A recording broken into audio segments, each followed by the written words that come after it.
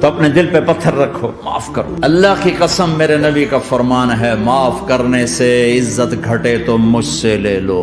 لیکن میرا منشا ہرگز ہرگز ہرگز قرآن مجید کی توہین نہیں ہے، کیونکہ میرا پورا بیان قرآن کی تصدیق پہ ہو رہا ہے، قرآن کی صداقت پہ ہو رہا ہے۔ اس کا ایک ایک لفظ جو ہے وہ لوح محفوظ میں محفوظ ہے، اور اسی کے مطابق لکھا گیا، اسی کے مطابق پڑھا گیا، اور اللہ کی ذات سے نکلا ہوا کلام ہے۔ میں نے ہرگز ہرگز آپ کو ان پڑھ کا لفظ آپ کے لیے استعمال نہیں کیا، یہ توہین کا لفظ سمجھتا ہوں میں۔ میری طرف کسی نے منسوخ کیا کہ میں نے یہ کہا ہے کہ میں نے نبی کو معاذ اللہ ان پڑھ کہا ہے، ہرگز نہیں۔ میں نے کہا آپ صلی اللہ علیہ وسلم لکھنا پڑھنا نہیں جانتے، یہ لفظ امی کا ترجمہ ہے۔ میں سمجھتا ہوں کہ اگر کسی کو یہ میرے لفظ سے یہ لگا ہے کہ میں نے سید الانبیاء صلی اللہ علیہ وسلم کی توہین کی ہے، تو میں اس سے بھی معذرت چاہتا ہوں۔ اور میرا عقیدہ یہ ہے کہ میں یہ سعادت سمجھتا ہوں کہ ناموس رسالت پر اگر میری موت واقع ہو جائے تو میں سمجھتا ہوں اس سے بڑی کوئی دنیا میں کامیابی نہیں ہے۔ میرے بارے میں یہ دعویٰ کیا گیا کہ میں نے ایسے الفاظ کہے ہیں جس سے نبی صلی اللہ علیہ وسلم کی بے ادبی جھلکتی ہے۔ ہمارے نبی صلی اللہ علیہ وسلم جب قرآن لکھوایا نا، تو چونکہ آپ لکھنا پڑھنا نہیں جانتے تھے، تو بعض دفعہ کاتب سے گرامر کی غلطی ہوئی لکھنے میں۔ آپ کبھی بھی عربی میں سینٹنس پہ تنوین نہیں ڈالو گے، لیکن اب کہنے کے لحاظ سے اوپر سے تو لگے گا یہ غلط ہے، لیکن بھائی اللہ نے یہ اس لیے ہونے دیا، بتا دیا کہ محمد صلی اللہ علیہ وسلم واقعی امی تھے۔ نمبر 2، ہم نے اس قرآن کی حفاظت ایسے کی ہے کہ اگر ظاہری لحاظ سے اس میں کوئی غلطی لکھنے میں، ظاہری لحاظ سے، ورنہ تو اس میں بڑی حکمت ہے، ہوئی بھی ہے، ہم نے اس کی بھی کریکشن کی کسی کو اجازت نہیں دی کہ بھائی کوئی بھی مسلمان نبی صلی اللہ علیہ وسلم کی گستاخی کا، بے ادبی کا تصور بھی نہیں کر سکتا۔ پورا بیان ہی نبی صلی اللہ علیہ وسلم کی تعظیم، آپ کی حقانیت اور قرآن کی حقانیت کو بیان کرنے کے لیے تھا۔ اے بنی آدم، تم میں سے ہر شخص سے غلطی ہو سکتی ہے، بہترین غلطی کرنے والے وہ ہے جو توبہ کر لیں۔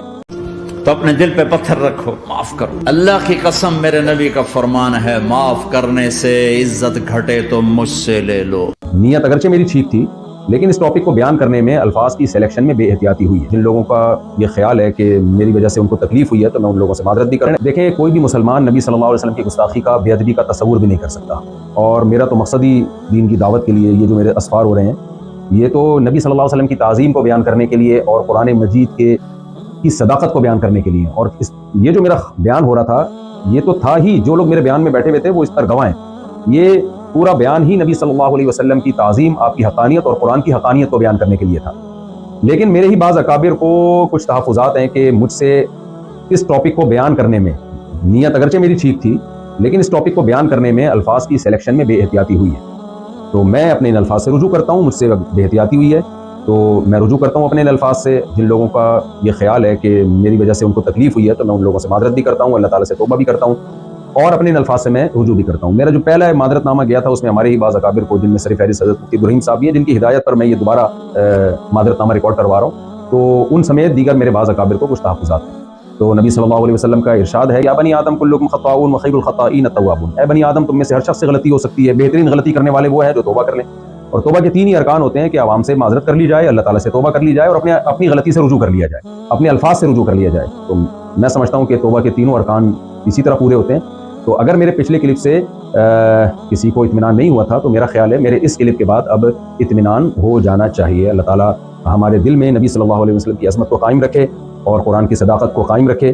اور میں اپنے لیے بہت بڑی سعادت سمجھتا ہوں کہ نبی صلی اللہ علیہ وسلم کے ناموس پر اگر میری موت واقع ہو جائے، بہرحال الفاظ کے سلیکشن میں مجھ سے غلطی ہوئی ہے تو میں اس پہ دوبارہ صاف لفظوں میں معذرت کرتا ہوں، اللہ سے توبہ اور اپنے الفاظ سے رجوع۔ دوسری طرف جب قرآن کریم کے الفاظ نازل ہو رہے ہوتے تھے تو رسول کریم سرور عالم صلی اللہ علیہ وسلم کو یہ فکر ہوتی تھی کہ یہ وحی کے کلمات ہیں، قرآن کریم کے کلمات ہیں، یہ کہیں میں بھول نہ جاؤں۔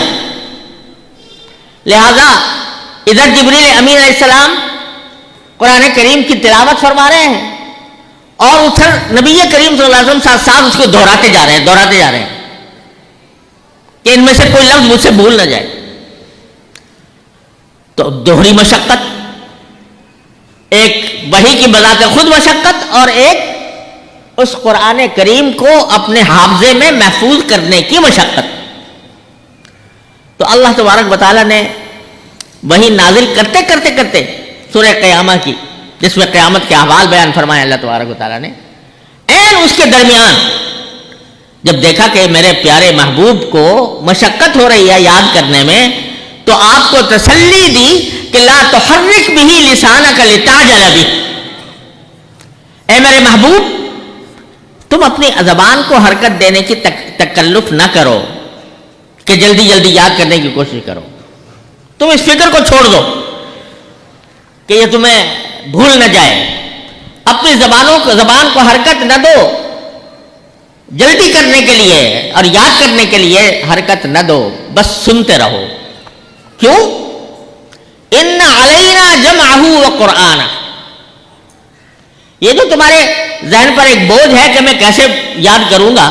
بعض اوقات ایک مرتبہ سورہ انعام کے بارے میں آتا ہے کہ پوری سورہ انعام, اتنی طویل سورت جو ایک پارے سے زیادہ کے پر مشتمل ہے, اکٹھی نازل ہوئی تھی.